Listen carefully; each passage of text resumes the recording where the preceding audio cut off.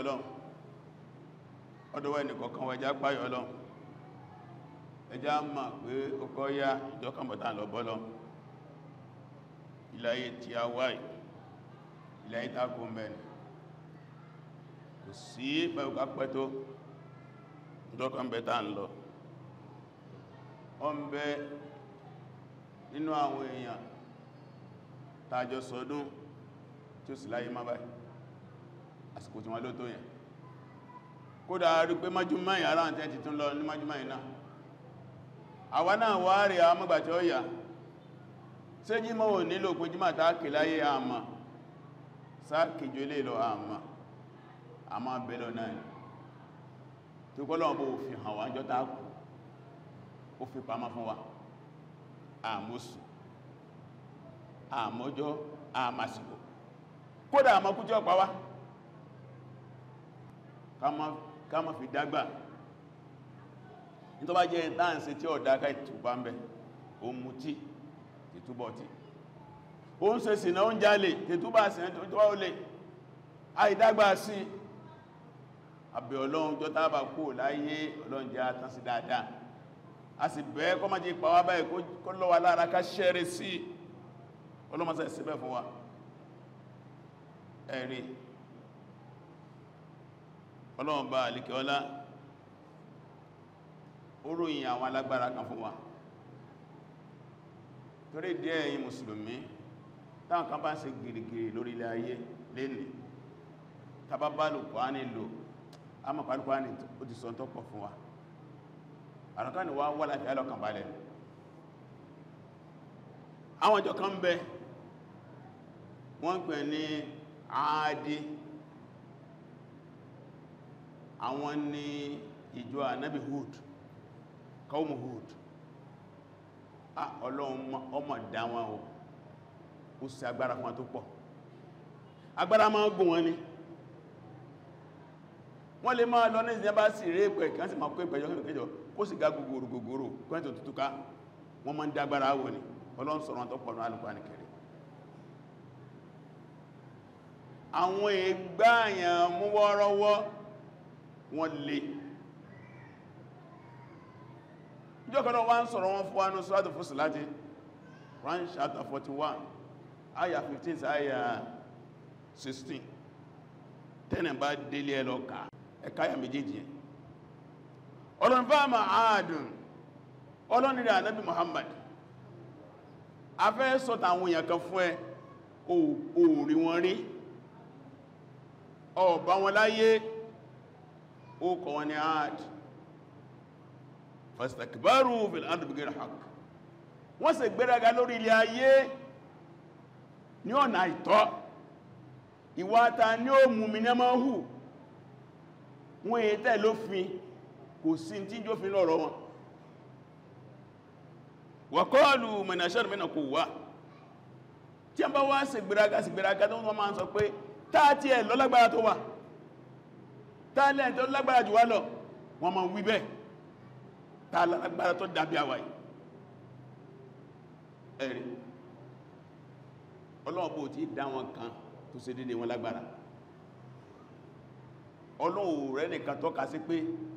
àwọn ẹni báyìí kìí lọ lágbára Ọlọ́run ní awalam yara sí wọn àmà ní sí wọn àrí ní ana Allah alladhi khalaqahum pé Ọlọ́run bá tó dá wọn huwa ashaddu minhum quwwa ó jù wọn lọ lágbára nínú agbára ló fi dá wọn Ọlọ́run nìkan ló jù wọn lọ Ọlọ́run fi dá lójú pé kò sí agbára náà lórí ilẹ̀ ayé bó ṣe lè kó tó wọ́n lọ́wọ́ ju gbogbo ẹ̀ lọ Ọlọ́run gbọ́n wa kanu bi ayatina yajhadun àrùn wọn ni pé gbogbo tó jámì àwọn Ọlọ́run wọn recognize gbogbo ń dábí lọ pé Ọlọ́run rèé àmì Ọlọ́run rèé wọ́n tako ẹ wo ayàtà ń káì káfí wé tí ń ṣẹlẹ̀ lọ́wọ́ ní lára àwọn alágbára ayé ó bẹ̀ lórí Prime Minister Israel Netanyahu Trump olórí Amẹ́ríkà ẹ wo ń tàà ń sọ ẹgbẹ̀rẹ́gì lára wọn nígbàtí bá ń sọ̀rọ̀ wọn èyí tí ẹ recognize Ọlọ́run kò sínú ẹ̀pọ̀lọ̀ nǹkan bẹ àwọn gbà pé ń tàbí àwọn ní total power àwọn lè tí tó wà wọn ìròyìn Ọlọ́run ní a fi ìròyìn ara wọn fa'alima yurid ẹ ti máa ń ṣe tó wù ẹ ti máa ń ṣe tó fẹ́ ọlọ́wà ní nígbàtí a ń gbẹ́rùgbọ́n rí o àwọn tàà sọ̀tọ́ rẹ̀ fúrẹ́ ànábì nígbàtí a ń gbẹ́rùgbọ́n rí fọ̀sánà lè rí an sọ̀rọ̀sọ̀rọ̀ fi ayyamin na'isat ọlọ́ni nǹkan kékeré náà láti bá wọn lò afẹ́rẹ́ ọlọ́nà àrùn afẹ́rẹ́ sí wọn afẹ́rẹ́ àgàn afẹ́rẹ́ tí máa dún tí ó kà máa dún láàrín sí wọn fi ayyamin na'isat fáwọn ọjọ́ tó tẹ̀lera wọn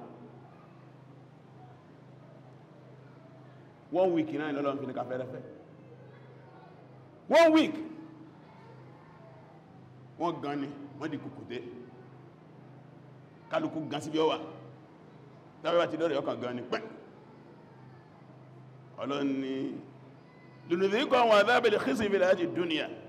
ọlọ́lẹ́lẹ́ ya fi ṣe yálé ayé fún wọn kí wọ́n tó dé ẹ̀wò ònú yálé ayé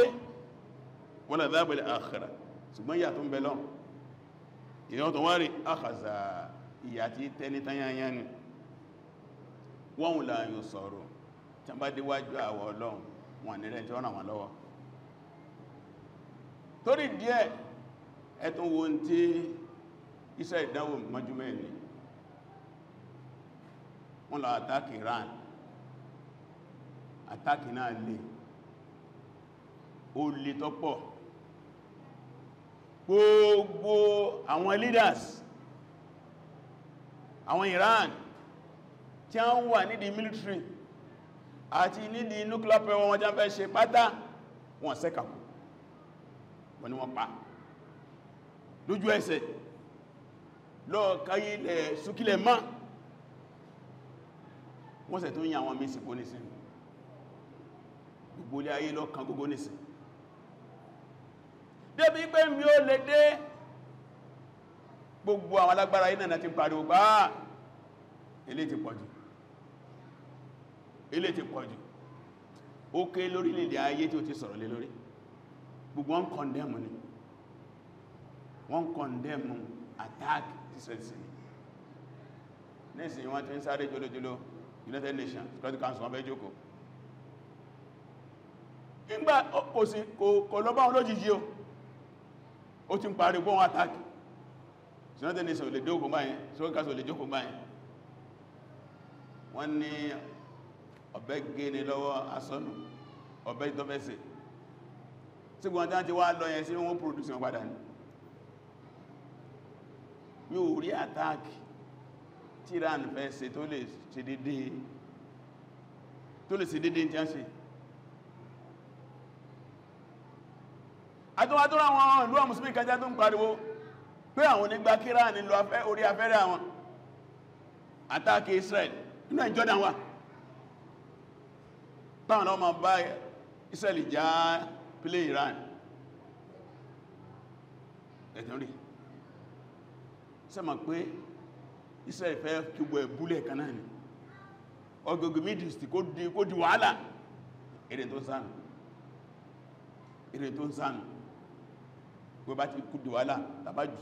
àjùsẹ́lẹ̀ tó sì fi hàn pé ìjọ́lẹ̀ àwọn mùsùlùmí ọ̀lẹ́niyí ìtumọ̀ ẹnu new map Israel tó ń sọ pé gbogbo Iraq yẹn gbogbo Jordan yẹn kódà tẹ́lẹ̀ Saudi Arabia gbogbo ẹ̀ ní ó wà ní map Israel ó bẹ̀rẹ̀ nù ìlú kó so ní Middle East tí wọ́n lè kọnú ẹ̀dẹ́ ní Iran onáà ti àtàkẹ́ sí Saudi Arabia ní ó gbèrè sí àbí Egypt àbí Jordan àbí Emirates àbí Qatar ẹ̀nà nígbàtí a ti fi ẹ̀yìn Saddam balẹ̀ orí ló sojú Saddam ò lè wà láyé kí Israel máa dábí sí dábíra yẹn a mọ́ ìgbà tó wà láyé mi tó ṣe fún wọn tó náà fi pààrọ̀ mọ́ ní nuclear weapon tí gbogbo àgbáyé lọ bẹ̀ tí wọ́n bá lù jẹ́ tán tán pàṣọ náà tí wọ́n rí kankan mú jáde mẹ́ ṣùgbọ́n gbogbo Ọlọ́run ti sọ fún ayé pé òun jù wọn lọ níjọ́ àsìkò bá sì tó ọba tó mú àwọn àjọ Ádì tó rán afẹ́rẹ́ sí wọn ó sì ní wà máa ya'lam junuda rabbika lọ́wà kò sẹ́tọ́ ọmọogun Ọlọ́run fún ní òdìsọ ọmọogun Ọlọ́run àbẹ́ Ọlọ́run bá ní kí wọ́n lágbọ́n tí a ń dà lóru tí a ń dùn ọ̀fẹ́ kílá ayé nífọ̀kànbalẹ̀ ìrọ̀ Ọlọ́run bá ní gbé tí wọ́n náà lé wọn lọ́wọ́ fi wọ́n lọ́kànbalẹ̀ ilé ayé wa yìí kárí jẹ kárí mu nírọ̀rùn gbogbo tí a ń dà wà láwọn tí a ń dà mùsùlámù tí a ń dà ọmọ láàmù tí a ń dà lọ́wọ́ mùsùlámù rẹ̀ Ọlọ́run ọ̀dá tí pààrẹ ọ̀ká àwọn kan ti ṣe bẹ́ẹ̀ síwájú àmà ńgbà Fíráúnà tó ń fọ́nu àmà tó fi kẹ́yẹ̀ Namurud lásìkò Ibrahim àmà tó fi kẹ́yẹ̀ bẹ́ẹ̀ làwọn èèyàn ńláńláńlá àwọn alágbá ńláńláńlá àwọn àjọ Thamud àmà tó fi kẹ́yìn wọn àwọn jẹ́ ń wà ń ta iná rẹ̀ Ọlọ́run afà wọn lé ẹ lọ́wọ́ gbogbo tó bá tọ́ sí wọn ní ẹ̀san níjìyà ìkọba ní sí fún wọn ìrọ́lọ́ọ̀bà alikọ́lá làwánú aburú wọn Allahumma ighfir lana warhamna Allahumma ighfir lana warhamna Allahumma nas'aluka ilman nafi'an ورزقا واسعا وطمعا حسنا عاقبة والذنب مغفورا وسعي مشكورا اللهم نجينا مع الناجين ولا تهلك مع الهالكين. الله أكبر الله أكبر.